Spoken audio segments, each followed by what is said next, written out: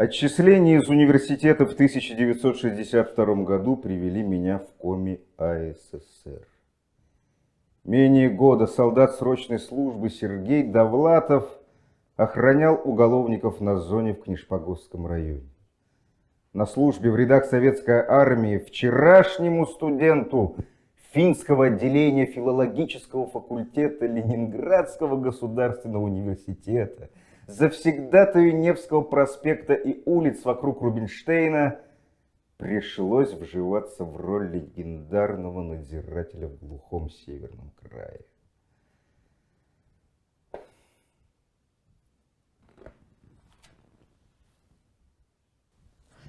Я понял, как я люблю Ленинград. Я больше никогда не уеду из этого города. Нас здесь много, ленинградцев. Иногда мы собираемся вместе и просто говорим о Ленинграде. Просто припоминаем разные места, магазины, кино, рестораны. Кроме того, ленинградцев очень легко отличить от других людей. Живем мы в очень глухом месте, хотя относимся к Ленинградскому военному округу. Может быть, можно что-нибудь сделать, чтобы меня перевели поближе к Ленинграду? А если нет, то тоже ничего. Потерпим как-нибудь. Но, по правде говоря, надоело изрядно. Я, конечно, свалял дурака. Есть свое ремесло у республики каждый. Ты узбек – хлопковод. Ты грузин – виноградарь. О, республика Коми, зловещий и страшный!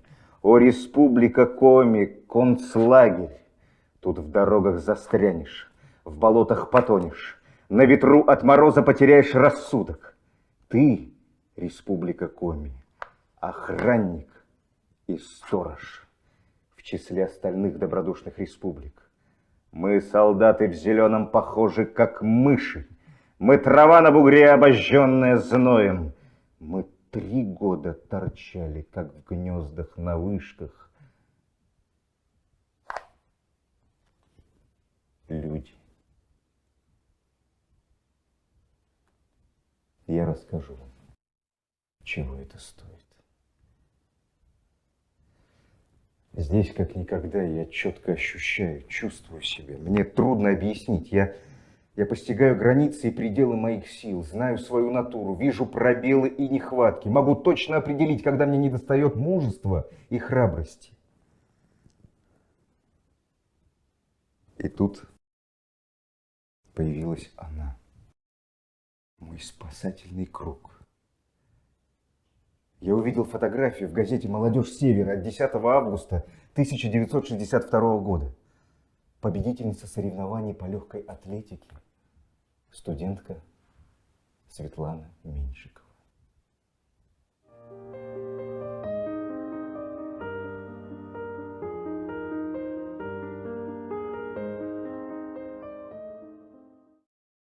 Светлана, все местные газеты пестрят сообщениями о ваших спортивных успехах. Я тоже, конечно, восхищен. Лет 6 тому назад я явился в трудовые резервы и заявил, что хочу заниматься боксом. Во мне было тогда 191 сантиметр росту и 69 килограмм веса. Это выглядело примерно так. Потом в течение 2 лет меня били самым ужасным образом. Расплющили нос, рассекли обе брови, разбили губы. Но к 19 годам я уже весил за 90 килограммов. Потом стал выступать за сборную вузов. А да, внешне я тоже изменился. Дальше произошло следующее. На центральном стадионе «Буревестника» я пролежал около 2 минут без сознания и получил сотрясение мозга. Меня очень крепко отлупил некто Рустем Цховребашвили. Бокс пришлось бросить. Моя мама, когда мы ссоримся с ней, говорит: а все-таки неплохой парень был этот самый Рустем Цховребашвили.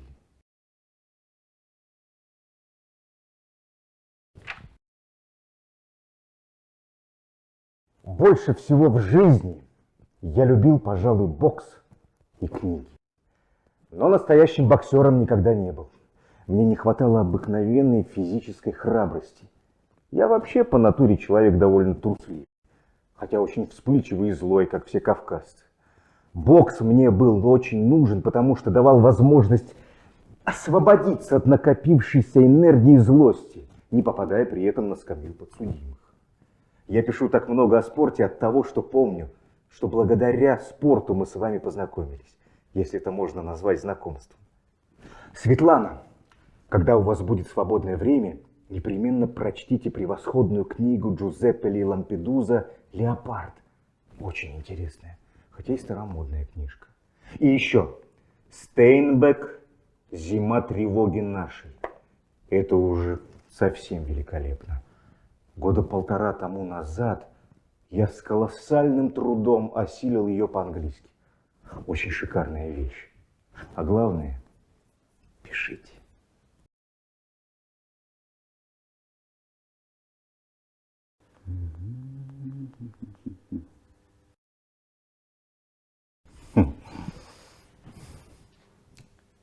Вот уже неделя прошла. А письма от вас, Светлана, все нет. Да, наверное, и не будет. Собственно говоря, так и должно было получиться. Больше вас беспокоить не буду. Извините. А все-таки обидно. Сергей Довлатов.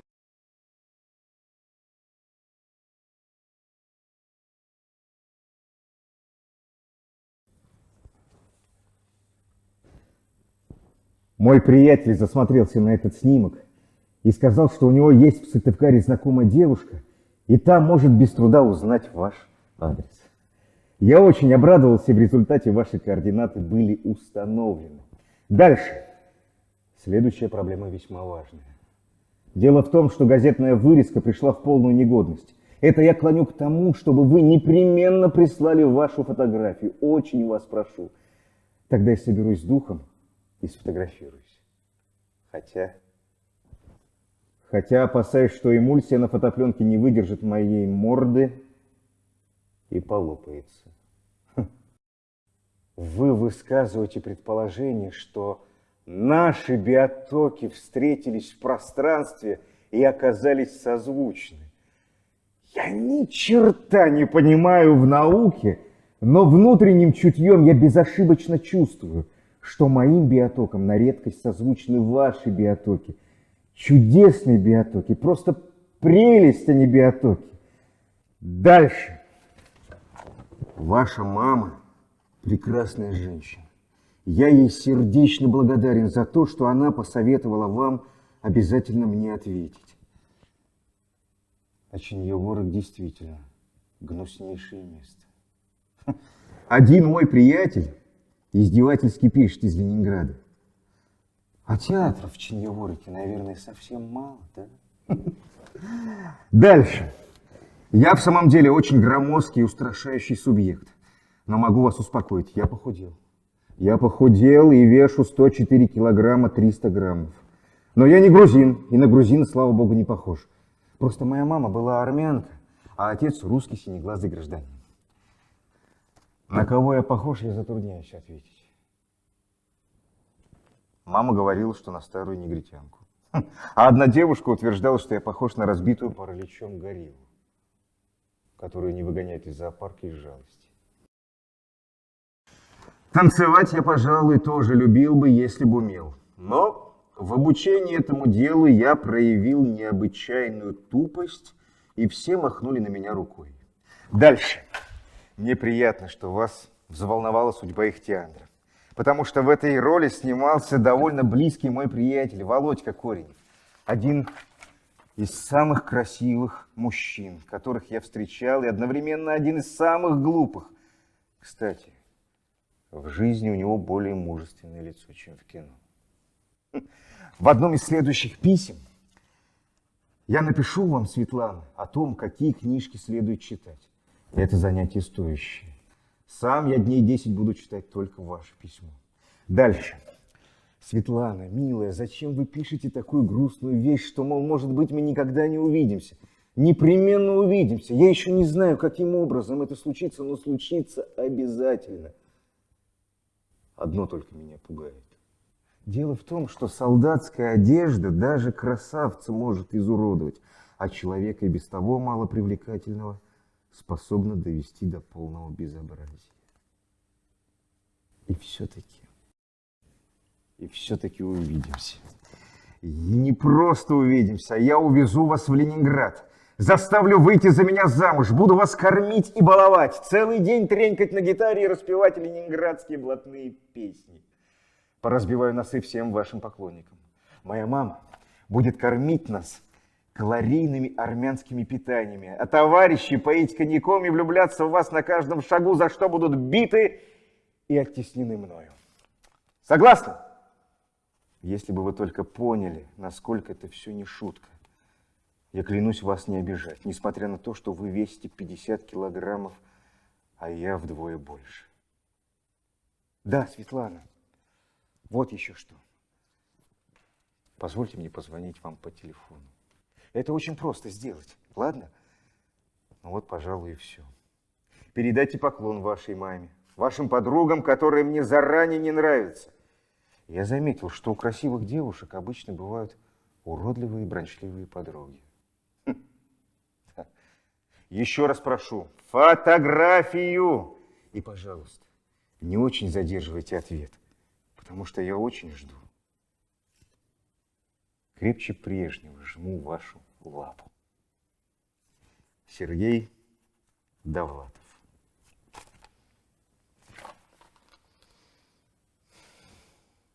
Песенка про зеленого солдатика.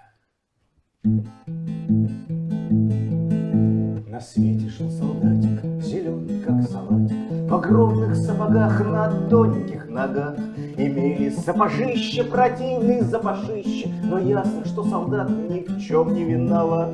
Солдатик был застенчив, он опасался женщин и часто слышал вслед, что плохо он одет. Глядите-ка, солдатик зеленый, как салатик, в огромных сапогах на тоненьких ногах.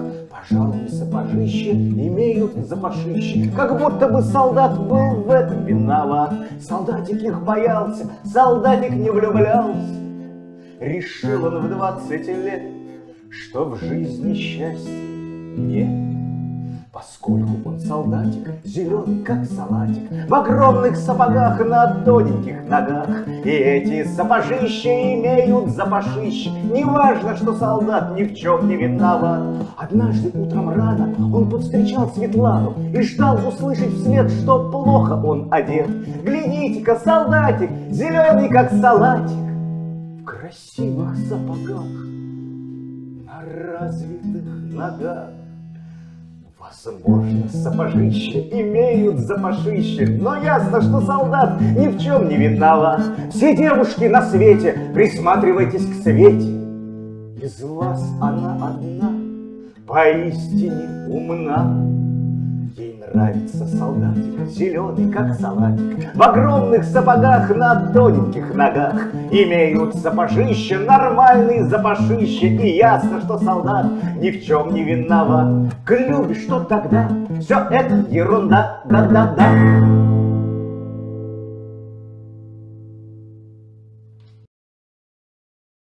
Светлана, милая, прости, что я несколько дней молчал.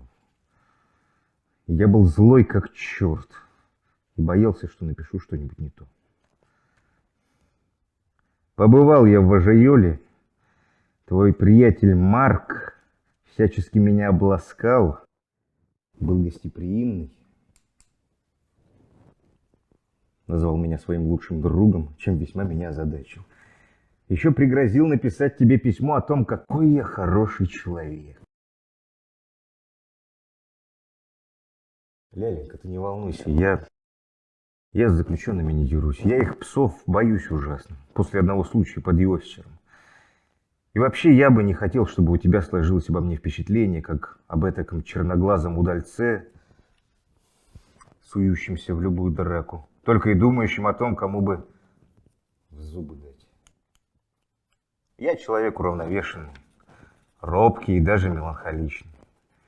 Такими бывают верблюды в период, когда они линяют. На подкомандировку меня пока не переводят. К начальству я всячески подсыпаюсь. Вставлял, например, раму командиру батальона и между стеклами разложил еловые веточки из чувства подхалимажа. Но он, стервец, не заметил. Дальше. Светлана, милая, мне твои фотографии нужны не для того, чтобы выяснить, какой формы у тебя носишка, а просто я хочу на тебя смотреть. Понимаешь? Так что пришли, ведь это нетрудно сделать. Ты просишь посылать тебе стихи. Я тебе как-то послал 2 штуки, только не помню какие. Ты мне не написала, понравилось тебе или нет.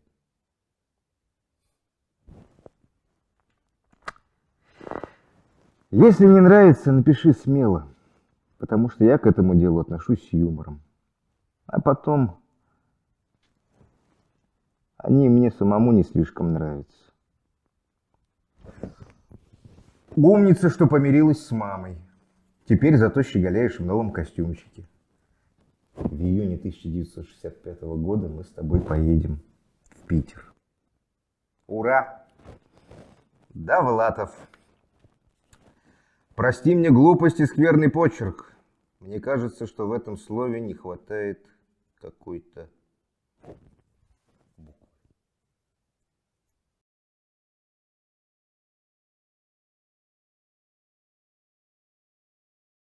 Дорогая Ляленька, я сегодня получил сразу 2 твоих письма. Долго не верил, что оба от тебя. Спасибо тебе, маленькая.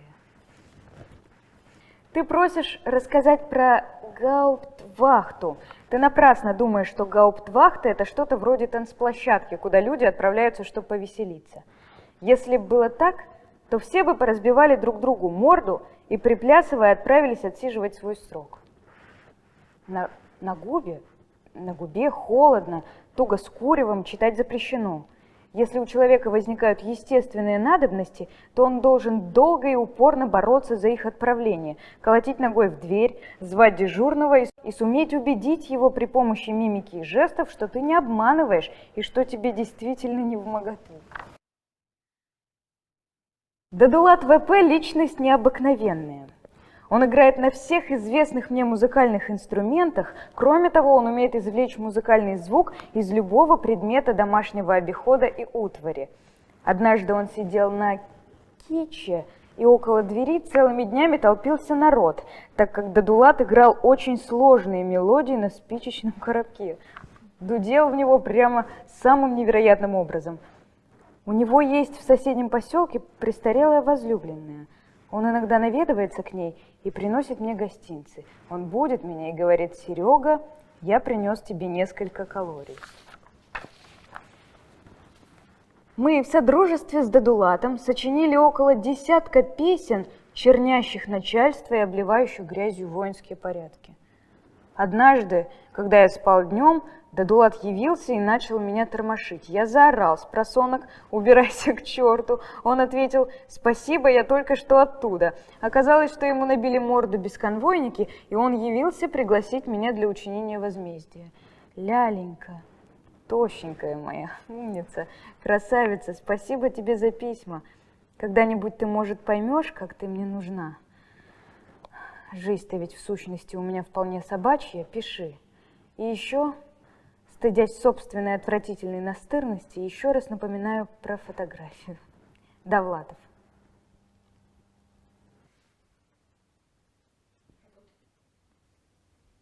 Погоня.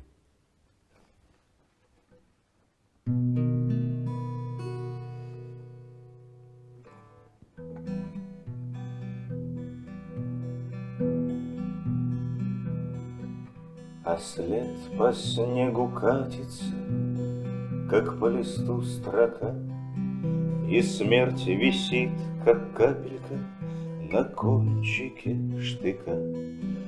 Под ветром лес качается, и понимает лес, что там, где след кончается, сосновый будет крест.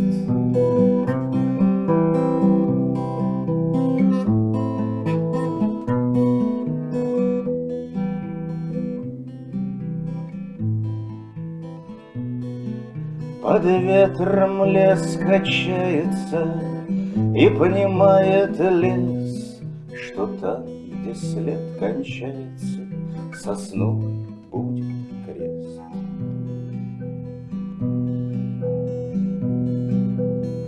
Лыжня в снегу проложена ровней трамвайных рельс. Ползем, братишка, может быть, мы в наш последний рейс.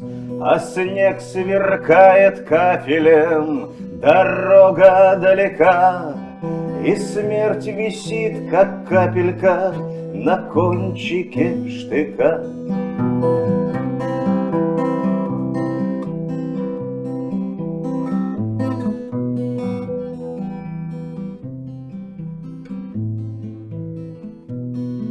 А снег сверкает кафелем, дорога далека, и смерть висит, как капелька, на кончике штыка.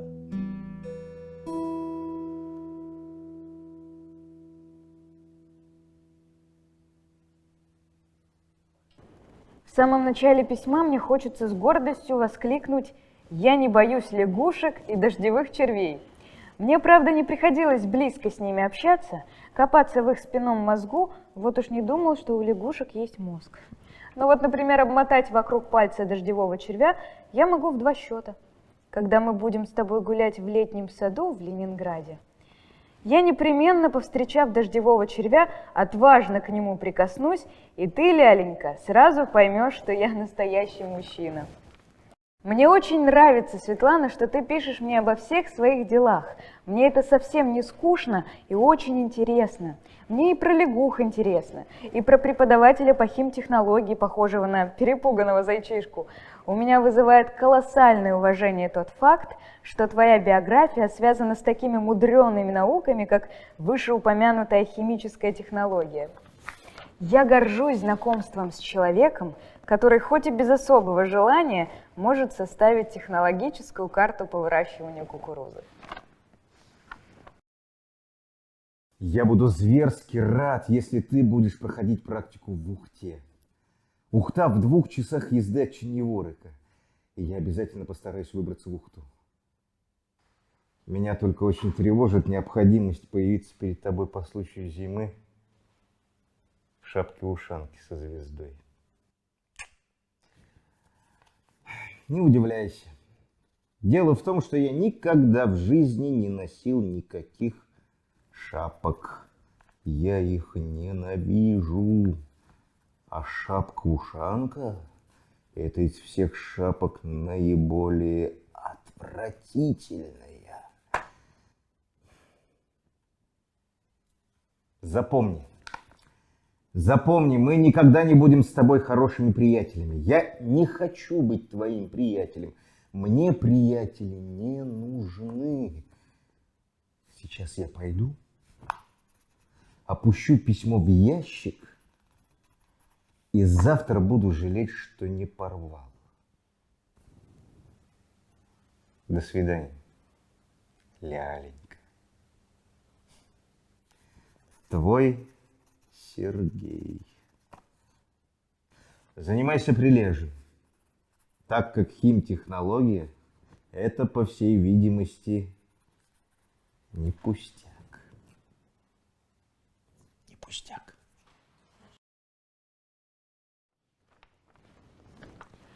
Светлана, я тебе сегодня расскажу об одном из самых главных людей 20 века, об американском писателе Эрнесте Хемингуэе. Хемингуэй писал о простых вещах, но установил логические законы жизни. Он когда-то сказал: «Нет ничего труднее, чем писать простую и честную прозу о человеке». знакомо ли тебе такое ощущение, когда ты читаешь то, что пишут умные люди, очень часто прямо хочется воскликнуть: ведь я же это знал, ведь это же так просто, ведь это же со мной 1000 раз случалось. Как же так вышло, что я этого не сформулировал сам про себя? Нет ничего сложнее простоты, той простоты, что раскрывает суть сложных явлений.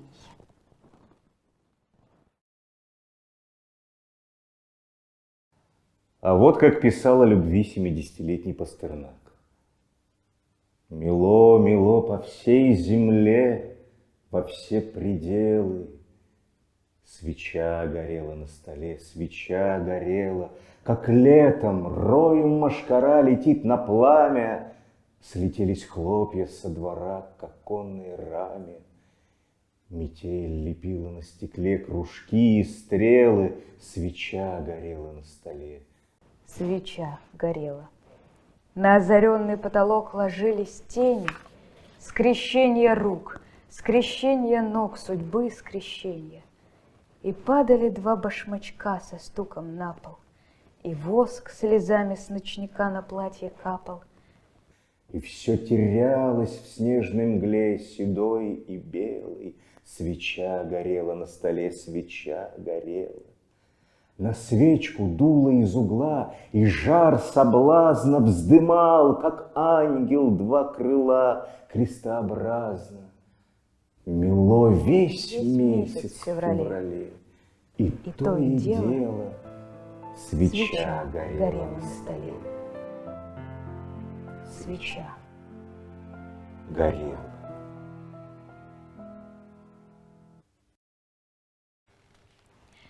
В следующих письмах я тебе расскажу о поэтах, которых ты вряд ли имела возможность прочесть, потому что их стихи нигде не напечатаны и переходят из рук в руки. Напишу тебе о некоторых моих товарищах, наиболее одаренных, напишу о том, что за человек был Есенин. Это после Лермонтова самый искренний поэт на Руси. Продолжаю, Светлана, письмо, посланное вчера. Это прекрасно, что ты чувствуешь красоту природы, возвышенную красоту искусства. Я, к сожалению, этого лишен. Может быть, поэтому я не очень люблю живопись, кроме Врубеля, конечно. И еще мне до смерти нравится портрет госпожи Самарии Ренуара, находящийся в Эрмитаже.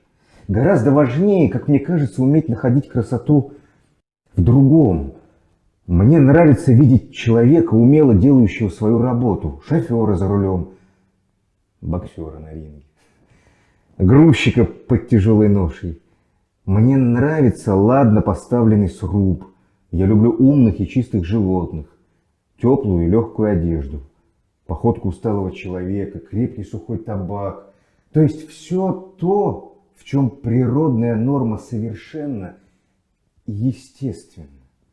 Ты замечала, как красиво обыкновенное мужское рукопожатие, внимание сына к матери, как красиво обыкновенная вежливость или жесткая плеуха под лицо. У каждого человека выработан свой собственный этический комплекс, то есть определенная формула этики, которая выражает его отношение ко всему на свете. Для меня такой формой является честная игра.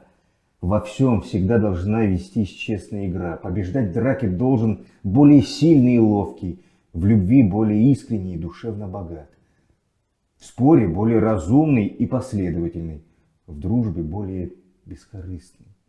Отсюда у меня активная ненависть к 4 качествам: к трусости, подлости, глупости и скупости. Потому что эти качества по природе ненормальны. Мужчина должен быть мужественным, женщина женственной, ребенок ребячлив, собака послушной. Я ненавижу нервных, сентиментальных мужчин, рассудительных, хладнокровных женщин, детей, вундеркиндов и избалованных собак. В нашей стране происходит вот какая беда. При любом общественном строе создается определенный человеческий идеал, образец, Его формируют кинофильмы, книги, газеты, диспуты, законы и так далее. Есть у нас идеал молодого человека. Он неразговорчив, работящ, слова у него не расходятся с делом. Он бережлив, но не скуп. Он не пьет, чаще всего не курит. Белобрысый, девушки ему нравятся простые и добродушные. Он скромен, может быть не очень умен, но ни в коем случае не хвастун и не хулиган и так далее. Так вот, человек этот воображаемый вполне хороший, но невероятно скучный и необаятельный. Потому что обаяние — это, как ни странно, проявление в человеке именно отрицательных черт. Никто не хочет быть похожим на этот идеал. Отсюда у молодежи скептицизм, насмешливость по отношению к святым вещам, к любви, к идее коммунизма.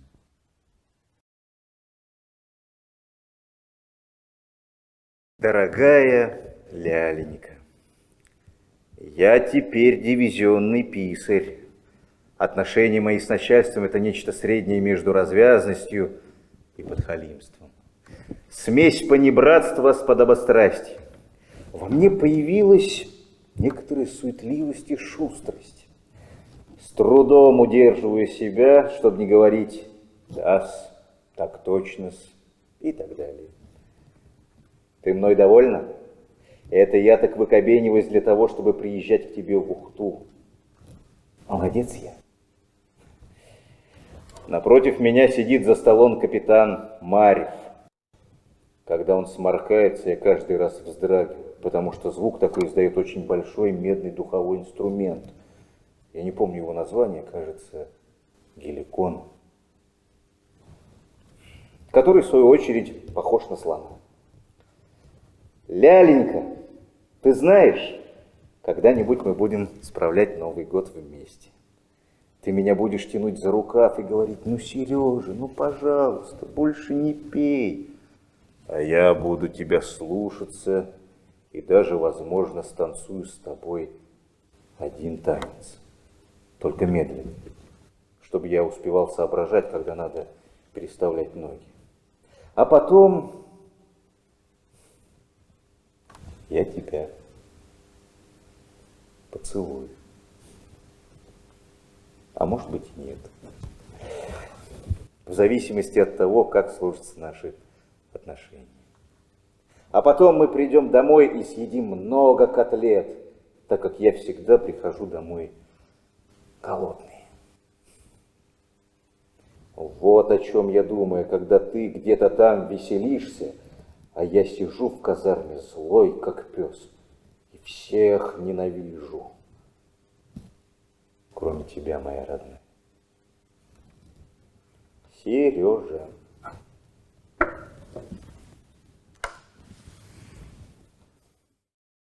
Дорогая Светлана, миллионы лет крутится наша земля, таская на своем горбу беспокойную ношу людей. Люди рождаются, съедают за свою жизнь приблизительно 2000 котлет, побывают 3 раза на южных курортах и помирают со счастливым чувством, что их жизнь прожита хорошо. Но есть среди них совсем особая порода – неудачники.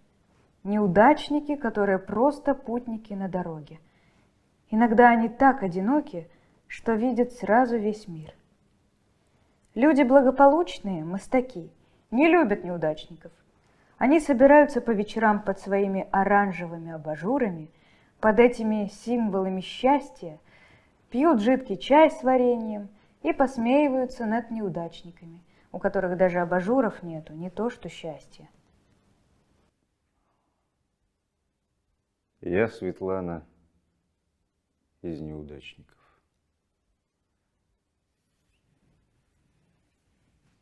А связать свою жизнь с неудачником доля не только незавидная, но и унизительная. Но клянусь тебе, я верю, что мы будем вместе.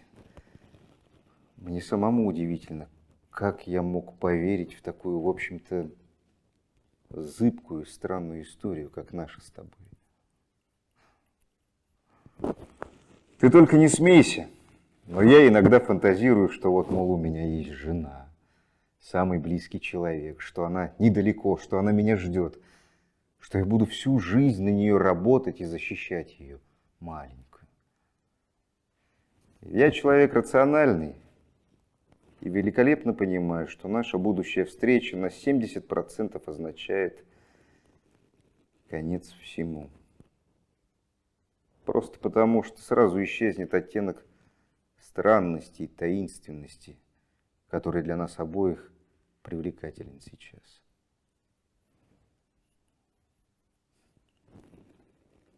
Но я очень жду. Кажется, ты тоже. Вот и хорошо. С беспокойством посылаю тебе фотографию. На этот раз четкую, правдивую и честную. Думаю, что нет нужды повторять старинную доктрину о том, что среди некрасивых тоже встречаются стоящие люди. Занимайся. Сережа, 31 декабря 1962 год.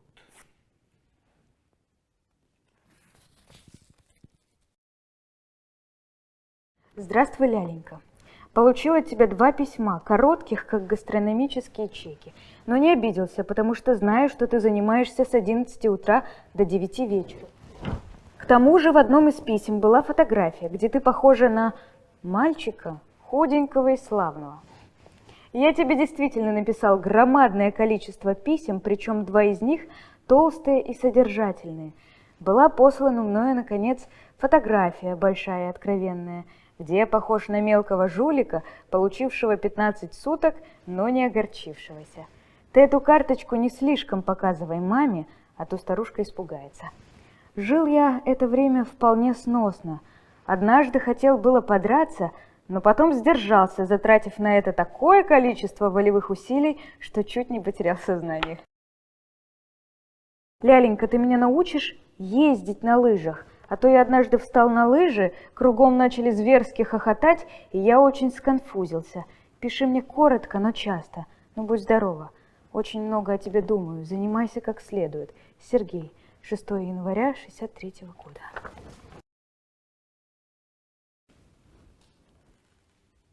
Это стихотворение я отправил Ляльке в Сыктывкар. И оно напечатано в газете пединститута, в котором она учится. Я не мастер писать любовные стихи, особенно с участием природы, но это, по-моему, приличное. Оно написано в память о 2 днях, проведенных в Сыктывкаре. Светлане. Я в эту ночь расставлю часовыми вдоль тихой улицы ночные фонари и буду сам до утренней зари бродить с дождем под окнами твоими, шататься городом, чьи улицы пусты, и слушать, как шумит листвою ветер, лишь для того, чтоб утром на рассвете услышать от любимой: это ты? Дорогая Светлана, пришла, наконец, телефонограмма из штаба части, и послезавтра я уезжаю в Ленинград. Вот что я хочу тебе сказать. Когда я приехал сюда в коме, я считал себя конченным человеком. Ничего хорошего от жизни уже не ждал. Лез, как дурак, в любую драку и был угрюмый тип. Ты мне, Меньшикова, спасла жизнь. И это не громкие слова, а самая простая правда. Этого я тебе никогда не забуду.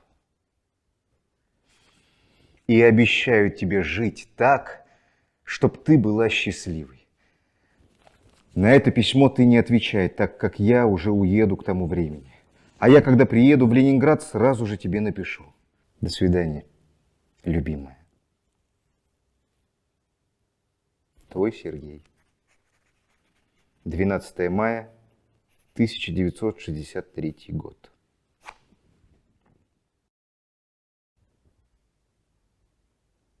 А вот тебе доказательство того, что мне хоть изредка случалось писать более или менее приличные стишки.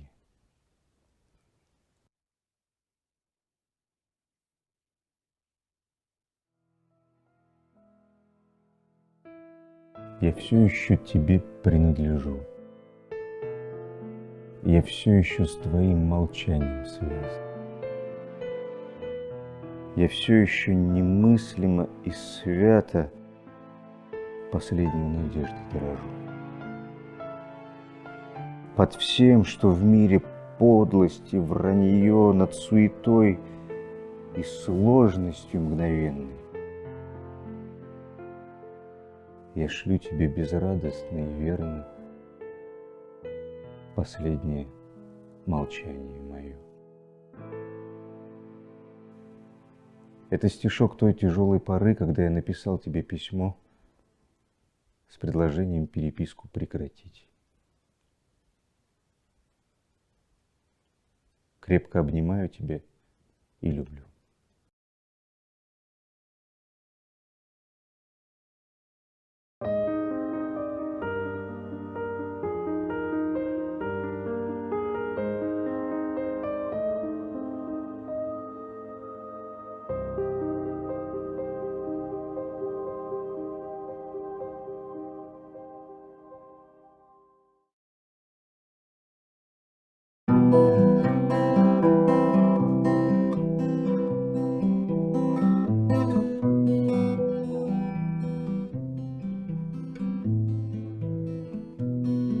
А снег сверкает кафелем, дорога далека, и смерть висит, как капелька на кончике